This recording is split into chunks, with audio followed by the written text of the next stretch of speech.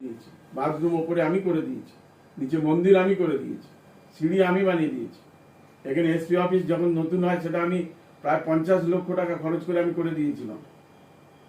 এখানে আর একটা প্রায় 2200 স্কোয়ার ফিটের এসআইরা বসতে পারছিল না, করে দেওয়া হয়েছে, পয়সা এখনো দেয়নি।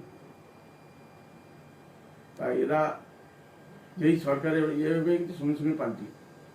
আমি জানি পুলিশ, আমি অনেককে বলতাম তোর পুলিশ সঙ্গে এত পুলিশ করিস না, এই পুলিশ হচ্ছে যার আয়না, তার আয়নার সামনে দাঁড়ালে মনে করছে এই এই ওরা নিজেদের প্রমোশনের জন্য, নিজেদের ভালো থাকার জন্য ও চোখ পাল্টিকে যে আজকে রাত্রে খেয়ে গেছে, আমি দেখেছি এমন রাত্রে একসঙ্গে বসে খাওয়া দাওয়া করে গেছে, সেই এসে ধরতে এসছে। সেই অভিজ্ঞতা আমার আছে। একজন পুলিশ অফিসার, তখন আমি, আমার বয়স খুব কম, তখন 22-23 বছর হবে, বলেছিল শোন,